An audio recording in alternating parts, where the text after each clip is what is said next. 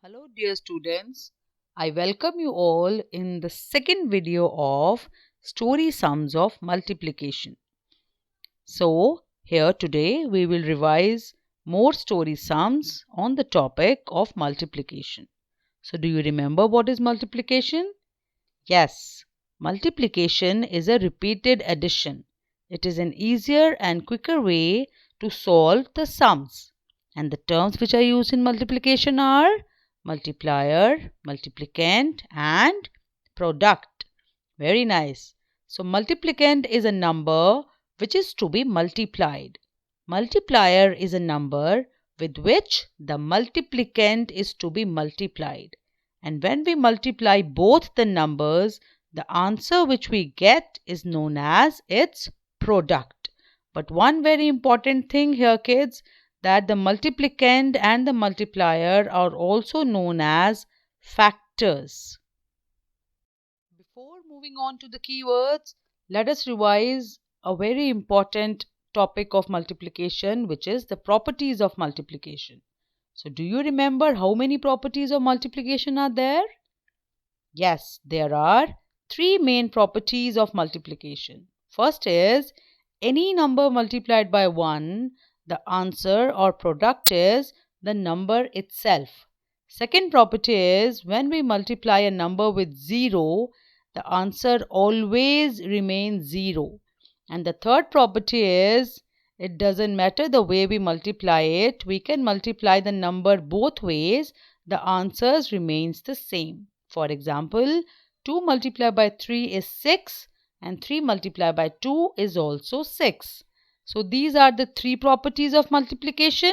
Now let's move on towards the keywords. So what are the keywords, kids? When we are doing a story sum, it is very important to identify the keywords. Only then we will came to know which operation we will use to solve the sum. Whether it's a story sum of addition, of subtraction, of multiplication on any other topic, right? So what are the keywords for multiplication? Multiply, product, twice, double, increased by, triple. I'll repeat it one more time. Multiply, product, twice, double, increased by or triple. So whenever you see these keywords in a question, it is easy to identify that we'll have to solve the story sum by using the method of multiplication. Steps to be remembered when doing the story sums. So I know, kids, that you know the steps very well because we have revised it time and again. But let us recapitulate it one more time. So when we'll do the story sums, it is very important to follow the following steps. First is to read and understand the story. So firstly, we'll have to read the story twice or thrice. Second is underline the keywords. Remember the keywords? Multiply, product, twice, double, increased by, triple. We'll have to remember all the keywords and underline the keyword in the story sum. Next point is circle the numbers. Fourth step is make the statements and solve the sums. Fifth step is write the answer in a statement form. It is very important to write our answer in a statement form at the end. And last step is to check your solution. It is also very important, students, to check what you have done. So now let's move on to our story sums, kids. Our first question is, in a bus, 58 passengers can travel.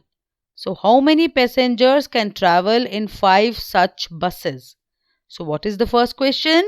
In a bus, 58 passengers can travel.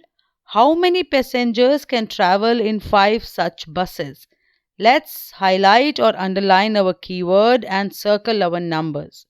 Now we will start solving our sum by aligning our statements. Our first statement is number of passengers in a bus equals to 58. Number of buses equals to 5. So first we'll have to solve our ones value, which is 5 multiplied by 8. That equals to 40. So we'll write down 0 under the ones value and we will carry forward our 4 under the tens value.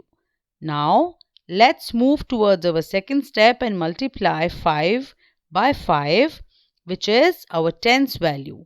5 multiplied by 5 equals to 25, and we'll have to plus our 4, which is our carryover. 25 plus 4 equals to 29. So we'll write down 2 under the hundreds value and 9 under the tens value. So total number of passengers equals to 290. Therefore, 290 passengers can travel in 5 buses. Question number 2. 185 students of class 2nd went for a picnic. Each student was given 4 chocolates by their teacher.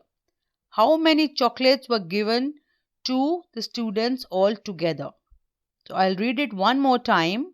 185 students of class 2nd went for a picnic. Each student was given 4 chocolates by their teacher. How many chocolates were given to the students altogether? So let's highlight our keyword first and then circle our numbers. Now we will start solving our sum. So our first statement is number of students went to the picnic is 185. Number of chocolates given to each student is equals to 4. So here we multiply 185 by 4 and first we'll solve our ones value. 4 multiplied by 5 equals to 20. So we'll write down 0 under ones value and 2 is carry forward under tens value. Now we'll solve our tens value, which is 4 multiplied by 8. That equals to 32. But we'll have to add 2, which is our carry forward. So 2 plus 2 equals to 4, which we'll write down under tens value and carry forward 3 under hundreds value.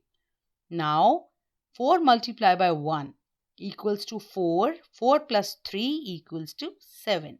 So our total number of chocolates given equals to 740. So what is our last step, kids? To write down the statement. Therefore, 740 chocolates were given all together. So dear students, I hope you understand the topic well. I want you to solve the problem sums or story sums given in your mathematics and mental maths book by yourself.